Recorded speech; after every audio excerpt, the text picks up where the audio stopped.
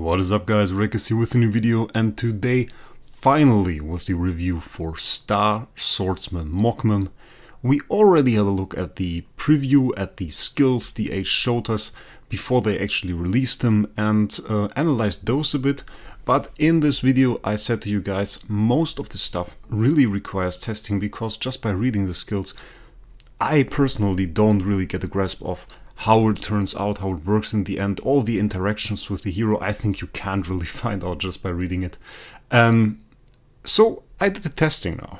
Over the last week we did a live stream, we did Dark SL, we did a lot of stuff, and basically I've come to the conclusion for whom this hero might be good and for whom this might not be the perfect hero to build right now, and I wanted to share this with you, of course.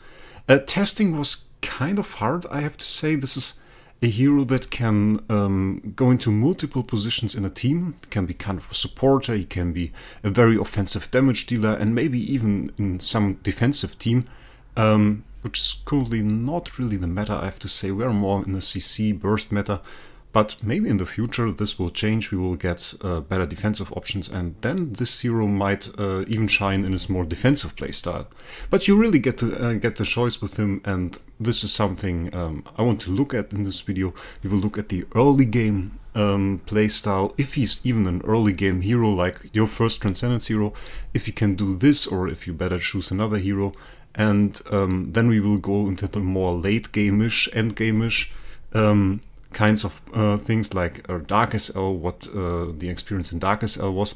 We can't go too deep into this as I can't get the footage from YouTube. I have no idea why. YouTube won't let me download this. I can download every other stream I made, just not this one. Doesn't work.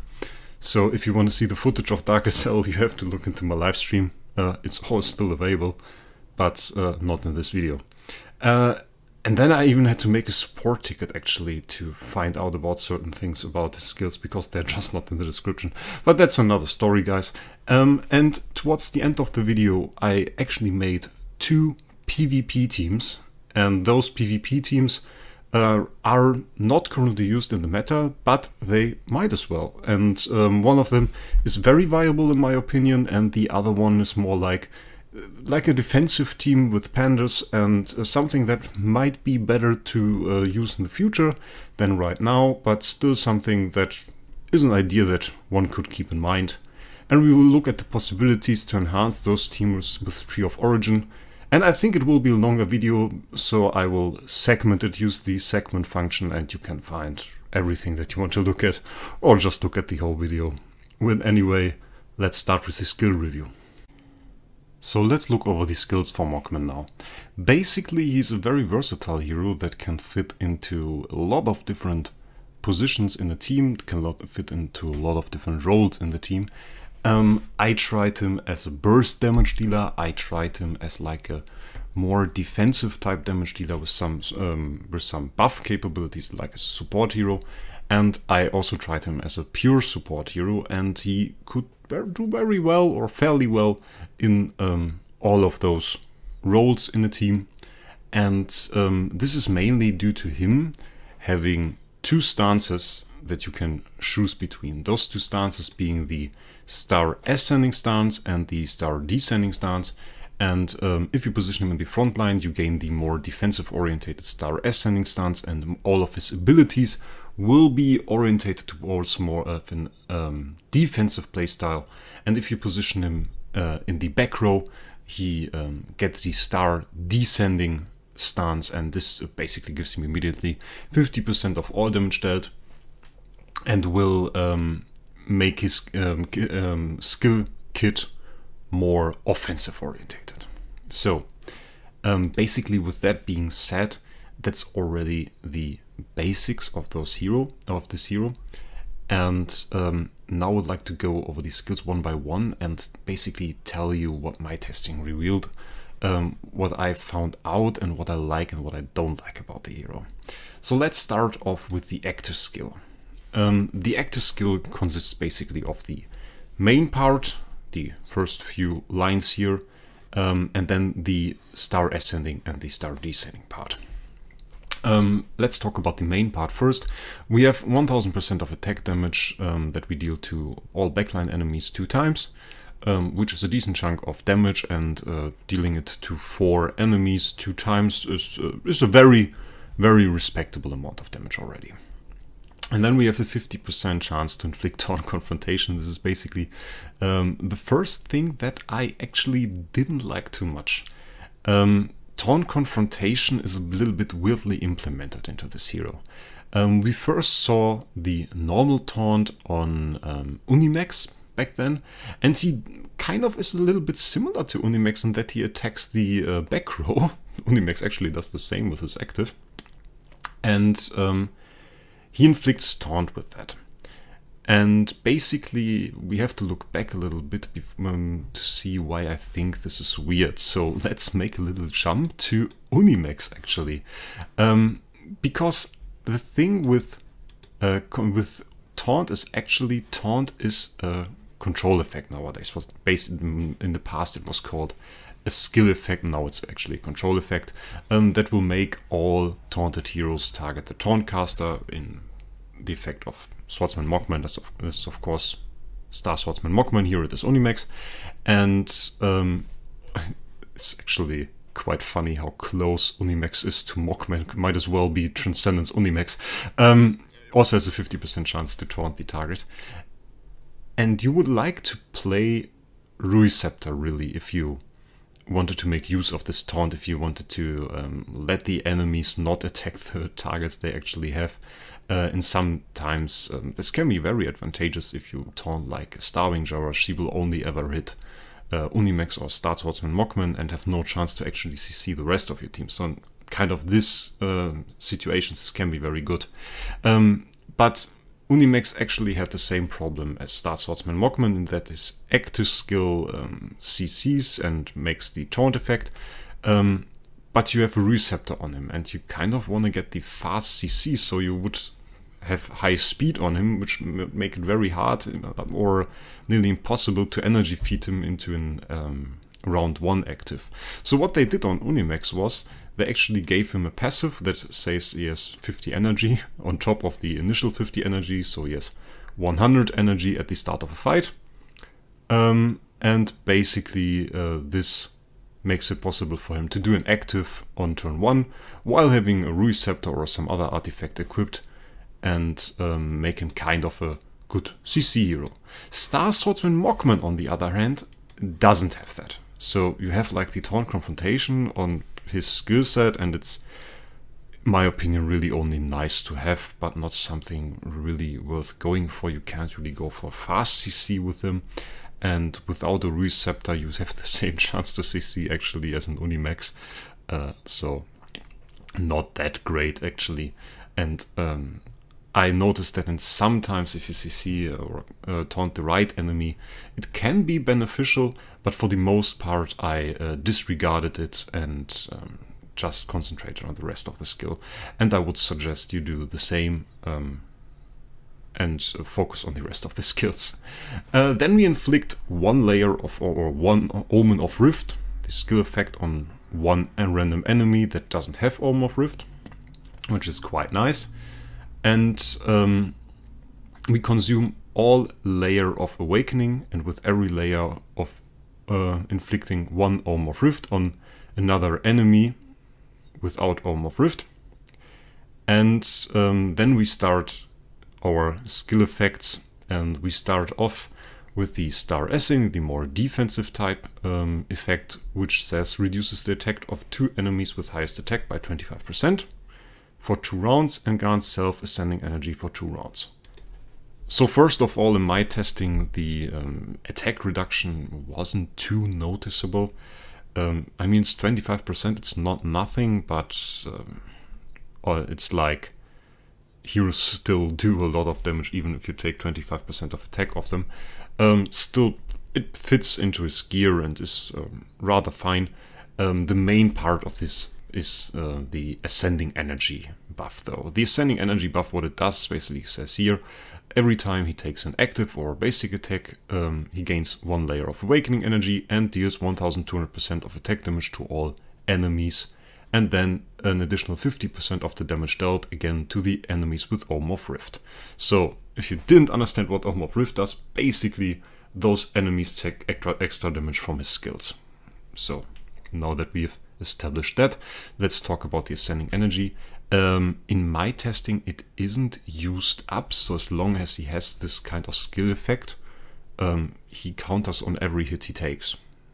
So that's quite nice, actually. When I first reviewed him, I thought it might be some layer so that he does like one counter, but no, it seems like he counters every time he's attacked. And 1200% of attack is a decent chunk. So that's quite a good skill, actually. And the Ascending Energy having that is quite nice. And if you have kind of a defensive team, maybe with pandas, and stack some attack on him, those counterattacks can be very devastating and are definitely a force to be reckoned with. Now let's talk about the star descending part of the active, which I have to say I enjoyed a bit more in the testing. First, we reduced the armor of 2 enemies with the lowest HP by 60% for 2 rounds. Decent chunk of armor that we take off will make the enemy a fair bit more vulnerable.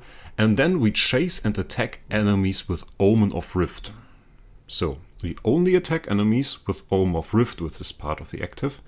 And we start off by dealing 800% of attack damage, and then we have a 50% chance to chase and attack one more time, and we can do that up to 5 times. So 50% chance to attack one time, then we have another 50% chance to attack again, another 50% chance to attack again, until we have attacked 5 times plus the initial attack, so 6 times in total.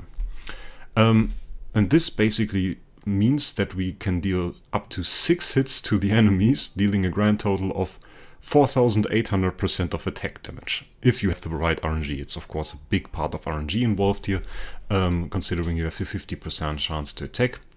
But this is already a huge amount of damage, if you can get the right RNG, that is. And for every chase we grant ourselves 1 layer of Awakening Energy, which we can disregard for now. It's not important to understand this skill.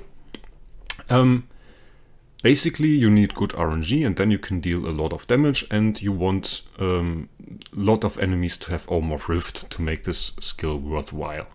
That's something you should understand, and to go into depth about this, the first thing I would like to say is we usually have 2 enemies with Omen of Rift on round 1.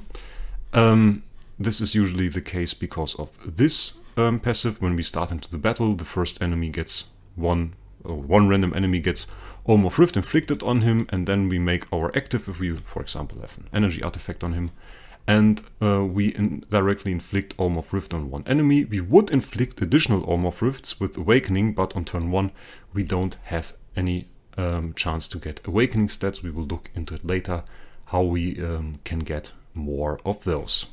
So we have basically hit 2 enemies with this ability on round 1. In later rounds, we might have inflicted Omen of Rift on more enemies, so our damage potential for that is even higher. But I can already tell you that this skill can wreak absolute havoc in PvP. Like, you hit the enemies up to 8 times if they are in the back row. You have done 2 additional hits from this, but you hit them up to 8 times. You can basically take all the life away and all the layers of Unbending Will and kill them with this active skill on turn 1. This is possible. So that's quite insane. And one thing I thought was very strange about this skill is how much it gets enhanced by the Tree of Origin. Especially this part of it, especially the chases are kind of strange. Keep in mind now, 800% of attack damage. That's something to you should remember. We will switch into the Tree of Origin, have a look, let's see. And if we click this now and check, it's 1200% of attack damage. This sublimation actually gives us 50% more damage on each chase, which is absolutely insane. It also upgrades the main part of the active skill from 1000 to 1200% of attack damage. And if you hit the enemies with this and then get all your chases on like the 2 enemies. That's so much more damage. That's like up to 40% more damage or something, depending on the FVoM of Rift skill, but overall on average on turn 1 should be like something around 40% more damage. And this is quite insane, and I was actually surprised to see this when I first took notice of it, that this is actually buffed by 50% through the Tree of Origin. I have to say it's really hard to ignore this. You kind of really need this buff to make the hero really effective. Because you just get 50% more damage by just having this skill. Which is absolutely a lot. Beyond that, it also takes away part of the RNG of the skill. We have this noble sublimation. Basically it says, when launching a successful chase and attack to enemies with FVoM of Rift, 1 extra chase and attack is guaranteed. In my testing, this was a little bit different than I initially thought. When I first read this, I thought like, okay, basically as long as we hit an enemy with FVoM of Rift, we get the next chase and attack guaranteed. And if this hits an enemy with FVoM of Rift again, then the next chase and attack will be guaranteed as well. It doesn't seem like the case. What it basically means is you get like 1 chase guaranteed. So it takes a little bit away from the RNG here. It's not only like the first chase, but you get another one, and then the RNG really starts. That's how it seemed to be in my testing, and which still leaves you with a good amount of RNG. Basically, you still have 4 times that you would need to hit a 50-50 to get to the max damage, but this happens actually. I saw that quite a lot of time, and in some game modes this doesn't even play a role that much, because like in Void Campaign you have infinite attacks. You can attack as often as you want, and at one point you will hit the glorious run where you get all the chases and will absolutely slaughter the enemy. And of course there will also be the fight where you get like 1 chase and that's it. And then the damage really isn't that great, I have to say, and it's not that cool. Another thing that can happen is that you have other damage dealers going before him, and in that case, like an SFX for example, might actually kill the enemy with FVoM of Rift on him, and thereby reduce your damage dealing capabilities of FVoM of Rift. If you include like an SFX, I would probably suggest making it slower than the Mockman, so you can like lower the amount of health with the Mockman and then basically get the killing blow in with the SFX. That would be something that you could do. Beyond that, we have some minor buffs. The attack reduce and the armor reduce gets high into 3 rounds. It's nothing too special. And increasing the crit, of course, by 10% is again a very major damage increase and a very major consistency increase, because higher crit chance, of course, means more crits and a bigger consistency in critting. So what do I think about the active skill overall? I think it's a very strong active skill, despite being very much better if you can get the sublimations for the Tree of Origin. So I would definitely recommend going for the Tree of Origin sublimations and using that to your advantage. Now let's have a look at the basic skill. The basic skill basically felt a little bit unimpressive to me. The damage Mockman deals is most of the time very unimpressive with it. The only real positive effect from this basic, and the only real usable effect from this basic, basically was in the star descending stance. We hit for minor damage 320% of attack damage, which is absolutely nothing. But we hit 2 times and we hit the entire back row, so in case there is somebody in the back row with Unbending Will on, we will take 2 layers off from it. We have guaranteed crit, which seems like an advantage, but in my opinion it's more of a disadvantage if a skill is built and balanced around critting guaranteed, because if it wouldn't be guaranteed to crit, we would probably see a higher % of attack damage here. And we could counterbalance this with like running a crit imprint, crit chance imprint, which you will likely have anyway to make the active skill hit for higher damage. So what this really does is basically taking the use away from your crit imprint, from crit stones, which you will still need for the active skill, but they won't give you any advantage on the basic skill here, which is weak in my opinion. Then again, I have to say, during my testing, I really felt that his healing overall is rather lackluster. And actually the Tree of Origin comes for help again at this point. Not only do we get better damage numbers, of course, which is decent buffs overall, but in the small sublimation we actually get this skill, Restore Self HP by 18% of damage dealt, which is great. 18% of damage dealt should basically heal us to full every time. Unless, of course, we hit some Vesa shield and can't break through, then we will deal 0 damage, which is not that great. But if we can deal damage to like enemies in PvE or something, that is no problem to heal back up again. So this is a very huge buff and fits into his kit and is something I really missed while testing. And the other thing is this, after releasing Mindless Edge, which is our basic skill, additionally increases self-crit damage by 50%. For 2 rounds, so we get a huge crit damage increase, and basically this is pretty great. If you get like a basic before you do an active skill, then you have 50% extra crit damage and can deal huge damage to the enemies. So again, the Tree of Origin buffs are pretty strong. Let's look at the last one. All damage dealt by 12% is, of course, it's alright. 12% more all damage dealt is always a good thing. But it's really about this one, the 50% extra crit damage and the health restore. Those Tree of Origin buffs can make this basic really useful. Without it, it feels a bit lackluster, I have to say. Not really his strongest skill overall.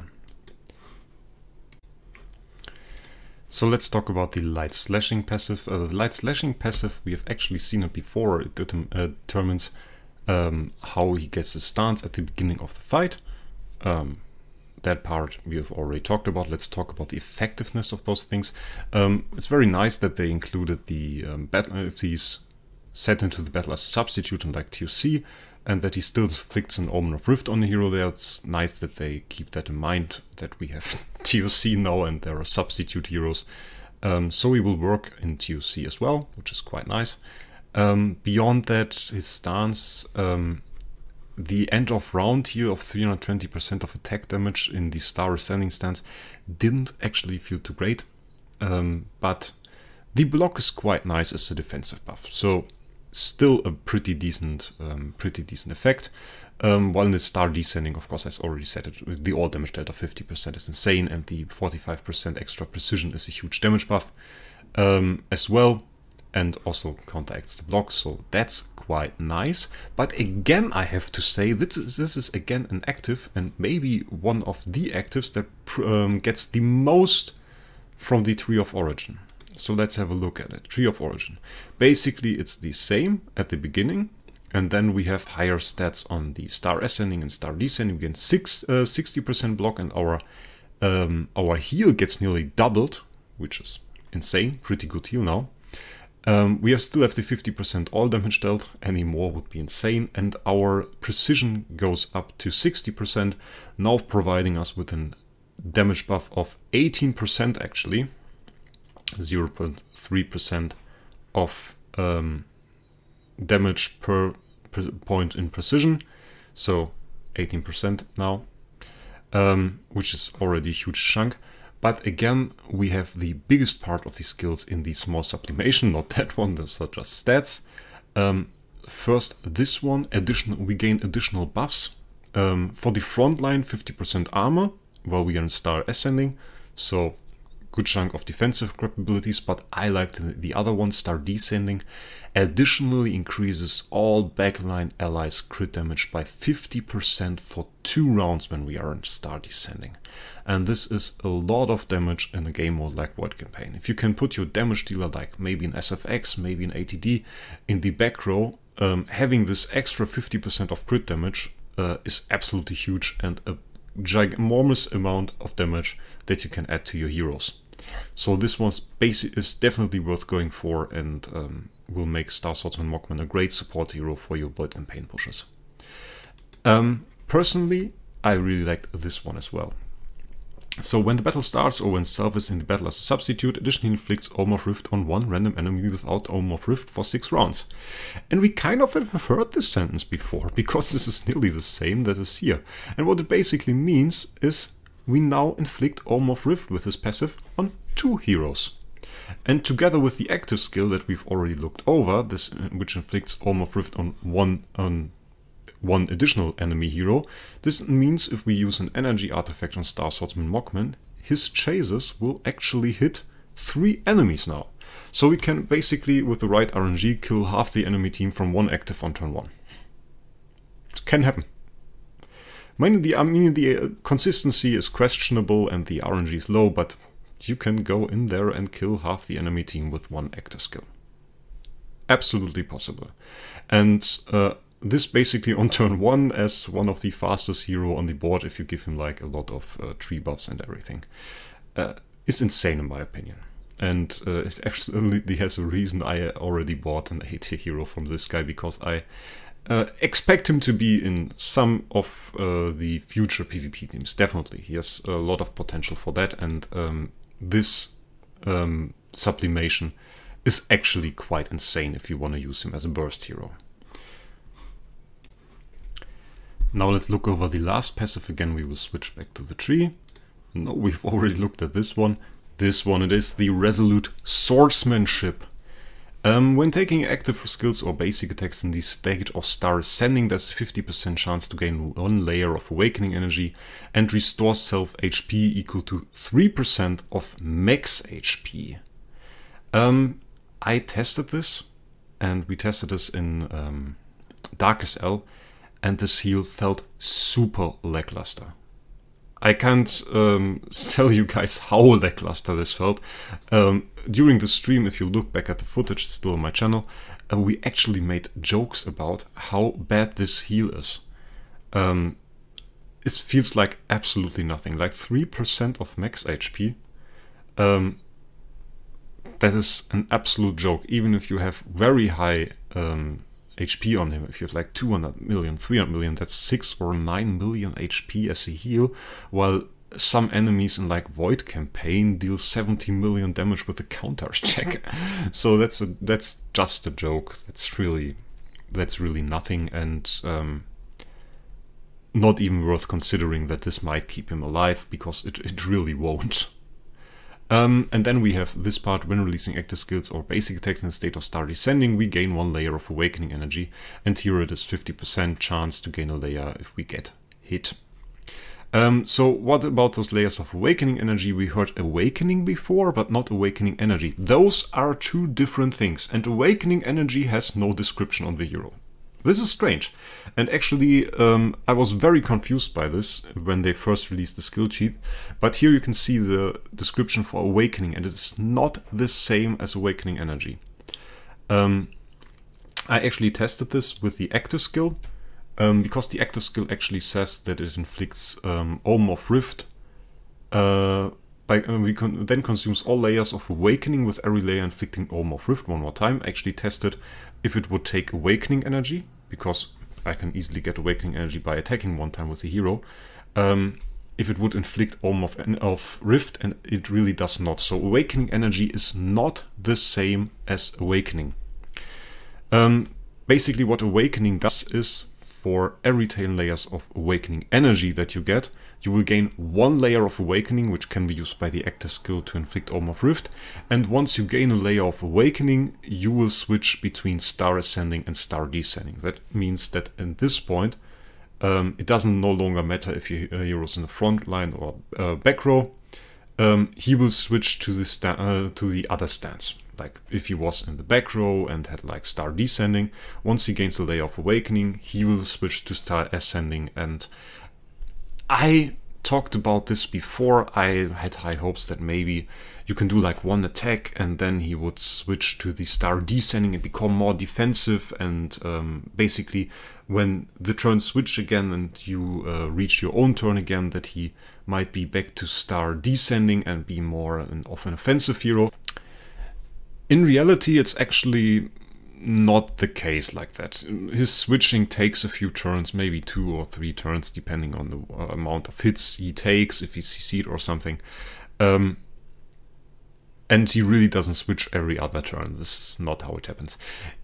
He switches just often enough that I would consider it rather inconvenient. Because if you build him around a certain role, you want the crit damage, for example, in the buffs we talked before. This only works if he's in a specific stance. Once he switches his stance, he will suddenly give you frontline armor, for example. And most of the time you really want just one of those stances. The stance that makes him fit into your team. Of course you will appreciate buffs like block, even if you want him as an offensive hero. It's because it's not bad to have block. But you really would rather kill the enemy with him in the star descending stance. So that's kind of a difficult one. It can be made to work actually. What I did was I put him in the front row. We had him in the star ascending stance for some time. He acquired the stats of awakening, attacked a few times, did a few actives, inflicted Orm of Rift on a few enemies, and when he finally switched his stance to go into star descending, there was Orm of Rift on all of the enemies, so his active really hit all the enemies and did a lot of damage. So that's something that you can do and that you can experiment around with. Basically with this switch of the stance. So that's something I can recommend. The Tree of Origin buffs, on the other hand, for this skill aren't that great. We can look at them. Basically, we have a higher chance to gain layers of awakening energy, and our health restore goes up to 4% of max HP, which is still too low. It's a little bit more, I mean, it's alright, but still doesn't feel very great. So I wouldn't necessarily recommend going for this early on. The awakening stat itself doesn't change at all, and the other skills here are again base stats. And then we have this one, when releasing active skill or basic attacks in the state of star descending, there's a 75% chance to gain 1 extra layer of awakening energy, which will make him switch more often, and basically make the duration of his star descending shorter. You have to see if you really want that. I mean, this feels like a sublimation you wouldn't take for every build. You wouldn't really want that for every build. For some builds you would rather have him get 1 additional turn of star descending and not gain the awakening buff and switch stance too early on. So that's something to keep in mind with that, and didn't seem too strong looking at it, and wouldn't be something that I wanted in my testing. When switching into the state of star ascending, restores self HP equal to 600% of attack for 2 rounds.